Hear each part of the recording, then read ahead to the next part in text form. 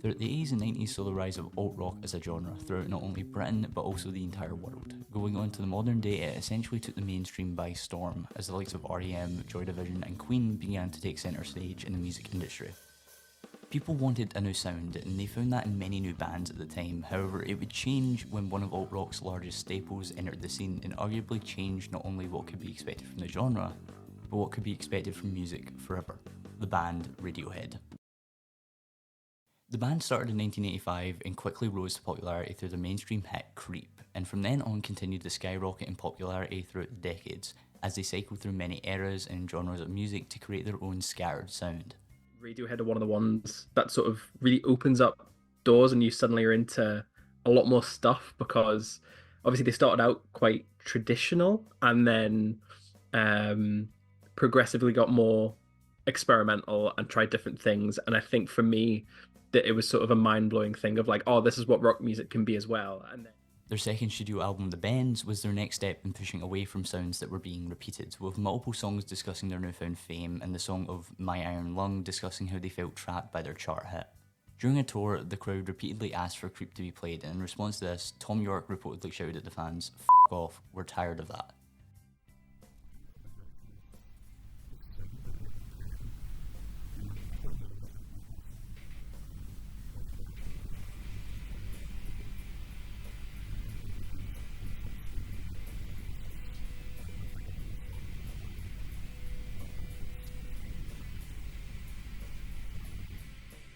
This unique sound would change the alt-rock genre forever, as bands like Muse and Coldplay would be accused of replicating it in their careers. The biggest album showcasing their uniqueness to date by far is OK Computer, their magnum opus releasing in 1997. An album that sprang to the mainstream almost immediately, rocketing Radiohead to the top of the charts despite the record sounding like nothing released at the time.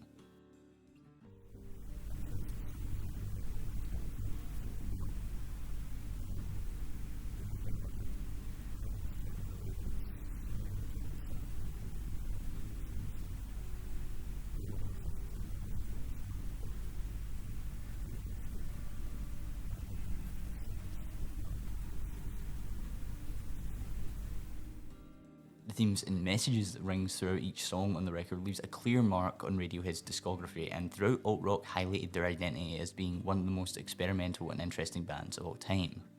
Yeah, no, I'd agree. I think the fact that they played with unconventional song structures that hadn't really been done that often in the late 90s from especially a British rock band. So I guess it reminded people of the time of bands like Pink Floyd or other bands from the 70s that got really conceptual, and conceptual rock albums weren't that cool until Radiohead sort of redid it. The specialty of OK Computer is its main messages and themes, primarily coming from Tom York as a writer, as throughout many songs on the album, through not only written lyrics but also the composed sounds, help communicate its messages very effectively. The opening song of the record, Airbag, does a perfect job of this, as through its electronically produced rhythm and beat, tells the story of a man saved by technology, the reliance of it to save a life from being the beginning steps of man's over-reliance on it. A message Tom echoes from the start of the album right towards the end.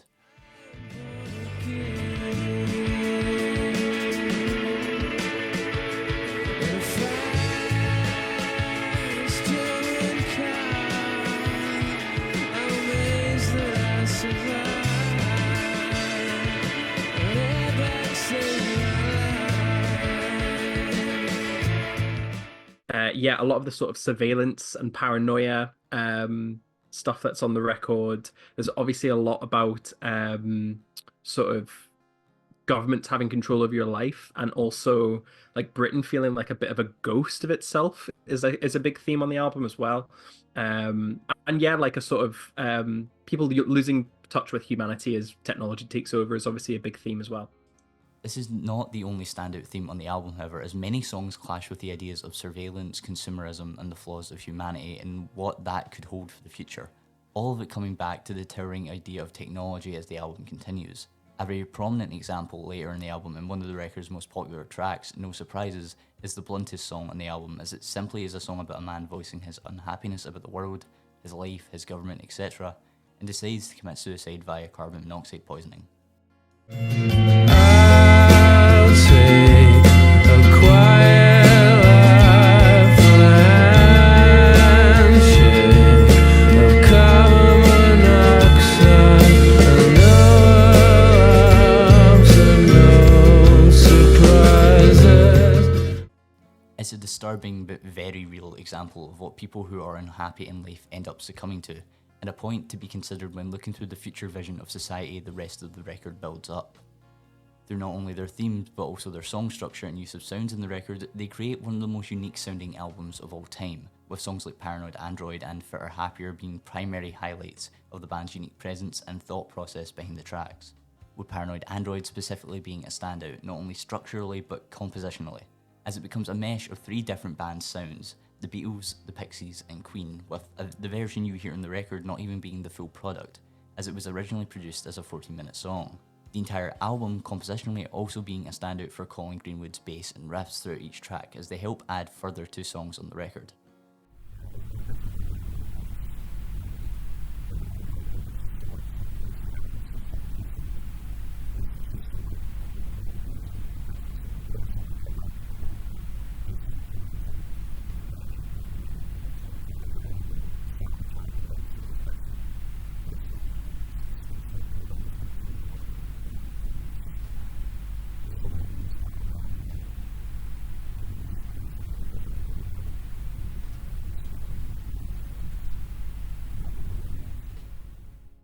Another song on the record that stands out prominently is Fitter Happier, which throughout every song is still by far one of the eeriest of Radiohead's discography.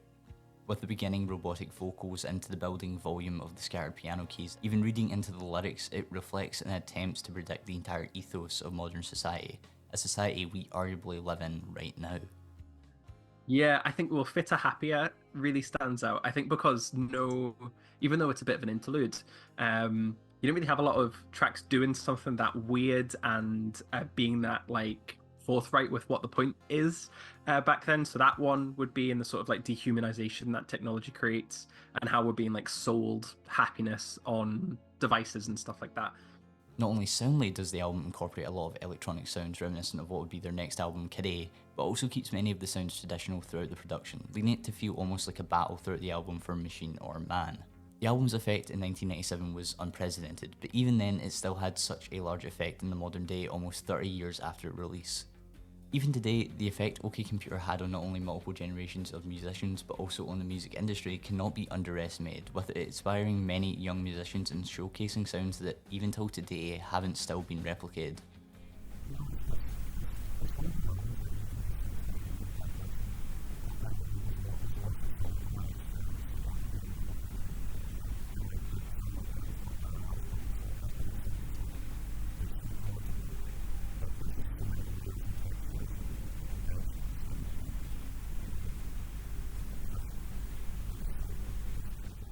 It's had its effect in modern media, with the album still emanating with a lot of shows and movies and having them use it to invoke a feeling or message through their music. For example, the recent show Invincible used Karma Police, and a few years ago Black Mirror used Exit music. With this album and not only their future albums having a large effect on many musicians and media today, it allows for many new musicians, music fans or people wishing to be involved in the industry to look back and see on what made such a great band so special, and to not have a want to recreate it, but rather produce more music similar to its effect, cementing OK Computer almost as a certified timeless album in the history books.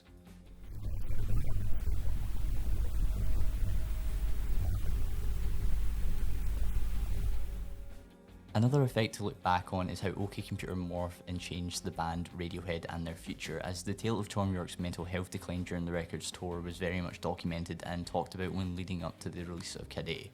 "I was becoming unhinged, completely unhinged," Thom described in an uncut interview.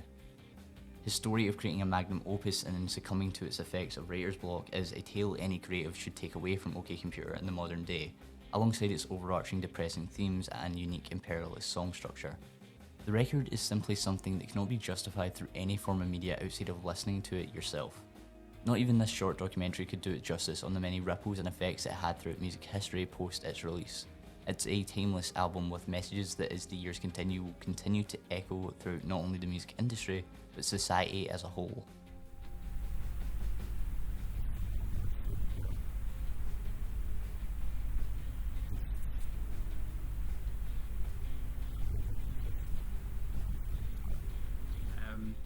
it's one of the albums that if you type in best album of all time somewhere, it's going to appear.